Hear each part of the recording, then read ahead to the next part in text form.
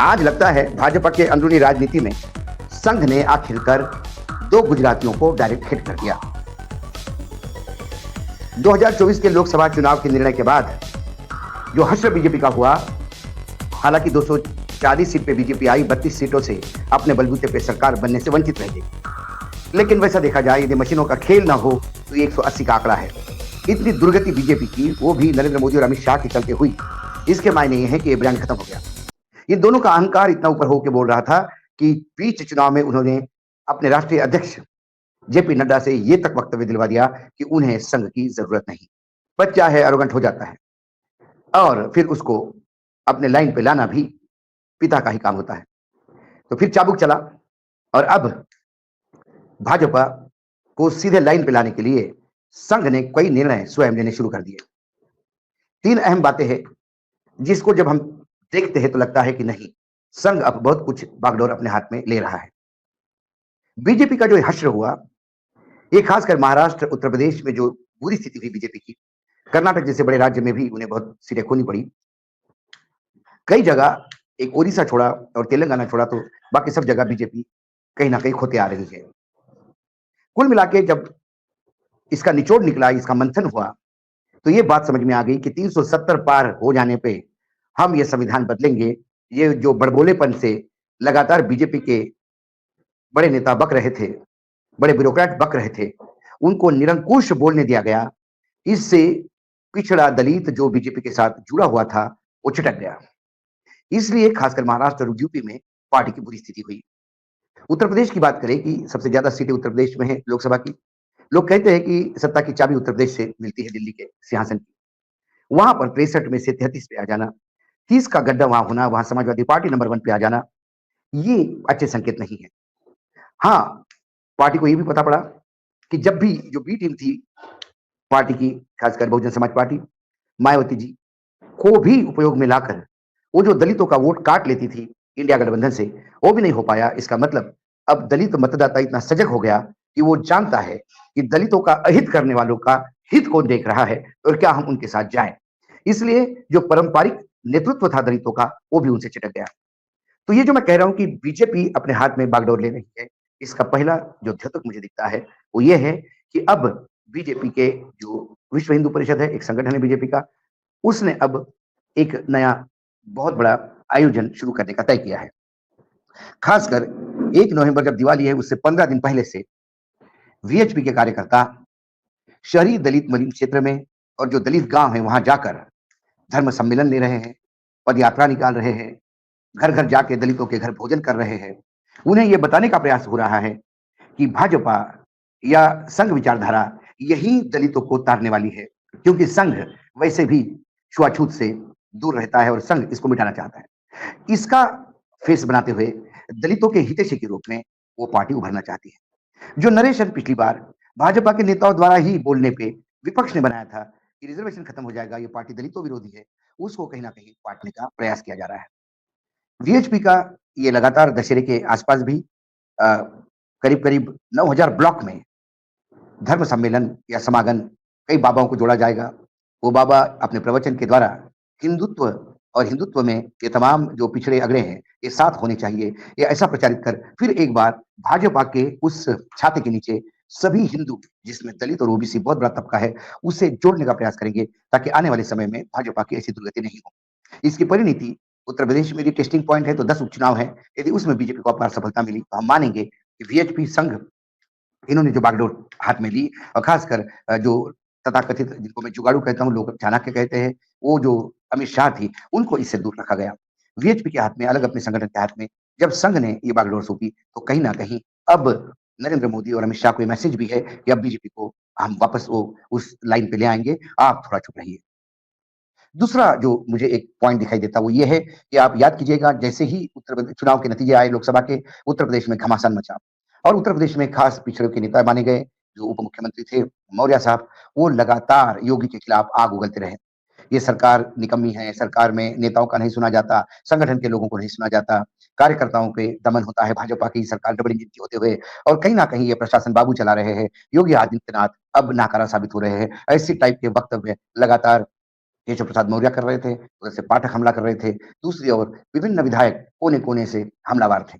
और कुछ दिनों तक ऐसा घमासान चला, मानो योगी के पीछे एक बहुत बड़ा षड्यंत्र उन्हें सत्ता से हटाने का था। ये बात तो सर्वविदित थी कि अमित शाह किसी भी हालत में योगी को हटाना चाहते हैं, क्योंकि पूरे भारतवर्ष में उत्तर प्रदेश के मुख्यमंत्री योगी आदित्यनाथ थे, जो दिल्ली के सामने नतमस्तक नहीं हुए। बाकी सभी जगह जो थे वो नतमस्तक हो गए, या बाकी जगह खासकर दिल्ली ने जिस हिसाब से उनको वहाँ अपॉइंट किया गया, उनके अपॉइंटमेंट में ही समझ में आ रहा था कि एक रबर स्टैंपों की बड़ी तादाद जमा की गई है। तो ये कहीं न कहीं अहंकार पे चोट थी इन 2 गुजरातियों पे कि लखनऊ हमारे सामने झुकता क्यों नहीं? लखनऊ ने मतलब खासकर योगी आदित्यनाथ ने कड़ी लड़ाई लड़ी और स्थिति यहाँ तक हो गई कि एकाएक केशव प्रसाद मौर्य ये बोलने लगे कि नरेंद्र मोदी जैसा नेता देश में नहीं और योगी आदित्यनाथ जैसा मुख्यमंत्री उत्तर प्रदेश को कभी नहीं मिलेगा। और योगी आदित्यनाथ की तारीफ के पुल बांधते हुए उत्तर प्रदेश योगी आदित्यनाथ के नेतृत्व में एक प्रगतिशील स्टेट बनेगा और एक नई विकास की गाथा लिख रहा है। ये शब्द जब केशव प्रसाद मौर्य बोलते हैं तो इसके मायने हैं कि कहीं न कहीं संघ से उनके कान पकड़े गए। कहीं न कहीं संघ ने उनको समझ दी। संघ ने आँखें बड़ी करके शायद उनको ये इंक संकेत दिए कि योगी जी के साथ रहना होगा। यदि भाजपा में आगे जो भाजपा का हश्र हुआ उसको वापस अपने ताकत पे लाना है, तो फिर योगी जी को भी साथ लाना है।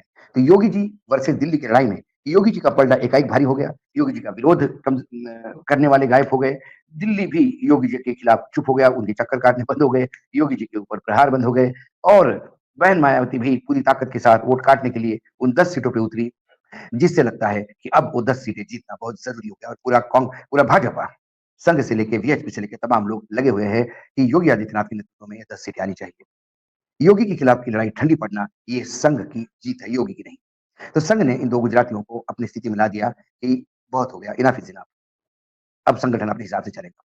ये एक दूसरा पॉइंट है, जिससे ये दिखता है कि बहुत सारी चीज़ें संघ अपने हाथ में ले गया। तीसरा जो अहम महत्वपूर्ण मुद्दा है, वो ये है कि भारतीय जनता पार्टी के अध्यक्ष जेपी नड्डा, चुनाव के पहले ही उनका कार्यकाल समाप्त हो गया था, लेकिन चुनाव के चलते उन्हें 6 महीने का एक्सटेंशन दिया था, वो भी खत्म हो गया। वो मंत्री भी बन गए, वो सदन में नेता भी बन गए, लेकिन इसके बावजूद भी वो भाजपा के अध्यक्ष बने हुए हैं। भाजपा अपना अध्यक्ष ढूँढ रहे हैं, जो गुजराती बोलते हैं वो संघ मना कर रहे हैं। संघ ने अपने पत्ते खोले नहीं, लेकिन इतना ज़रूर है कि संघ जो नाम देगा, वही गुजरातियों को पसीना आ जाएगा। तो अपने रबर स्टैम्प को प्रदेश में राष्ट्रीय अध्यक्ष नहीं बना पाना, ये वो 2 गुजरातियों की हार नहीं, मैं उनको हार-जीत नहीं मानता। इसके मायने हैं कि संघ ने अपनी कसावट भाजपा पे और पकड़ जोर से कर दी, कसावट और कस ली है। इसके कस के चलते जो मैंने 3 पॉइंट बोले, जिस हिसाब से वीएचपी को उतारा गया है दलितों को साधने के लिए, अब भाजपा साइड पर रही है, अब हम दलितों को साधते हैं। दूसरी बात, जो योगी के खिलाफ बोलने वाले जितने तमाम चेहरे थे, मुँह थे, एकाएक सील दिए गए और उल्टा हो गया, उल्टा इम्पैक्ट। अभी एकदम जैसा बोधि पेड़ के नीचे गौतम बुद्ध को एकाएक प्रकाश मिल गया, एकाएक उनको समझ आ गई, ज्ञान प्राप्त हुआ, ऐसा ज्ञान केशव प्रसाद मौर्य को शायद संघ के डाँट से प्राप्त हुआ, जो अब योगी आदित्यनाथ के तारीफ के पुल मानते नज़र आ रहे हैं। और तीसरी बात जो मैंने कही, वो राष्ट्रीय अध्यक्ष का मसला अभी तक पेंडिंग है। यकीनन जब राष्ट्रीय अध्यक्ष बनेंगे, तो कोई ना कोई संघ का समर्थक या संघ जिसका समर्थन करेगा वही होगा। कुल मिला के इन मोदी जी के हाथ से तो बागडोर निकल गई, वो पहले निकल गई थी, अमित शाह ने ली थी और मुझे लगता है आने वाले 70-75 दिनों में पूर्ण रूप से अमित शाह के भी हाथ से चीज़ें चली जाएँगी। जो आम भाजपा अलग-अलग जिलों में, गाँव में जो कार्य करता है भाजपा का, वो यही चाहता था कि कैसे करके जो व्यक्ति पूजा चल रही है भाजपा में, वो खत्म हो जाए। भाजपा सामूहिक नेतृत्व की बात करती है। भाजपा इन तमाम पुराना चाल, चरित्र, चेहरे वाली पार्टी थी। उस दिनों को वापस लाने के लिए इन गुजरातियों से मुक्ति पाना ज़रूरी है। क्योंकि ये मोदी की गारंटी, मोदी की सरकार और फिर मोदी तो भगवान हो गए, अजन्मे हो गए, डायरेक्ट भगवान ने भेजा। जब ऐसी बेकी-बेकी बातें होने लगी, तब पता पड़ा कि अब पागलपन की हद हो गई है। और अब इसीलिए संघ आगे आया और मुझे लगता है मोदी और अमित शाह के हाथ से चीज़ें अब निकल चुकी हैं। सीधा हिट किया संघ ने और हिट हुए ये दोनों गुजराती, फ़ायदा यकीनन बीजेपी को पहुँचेगा।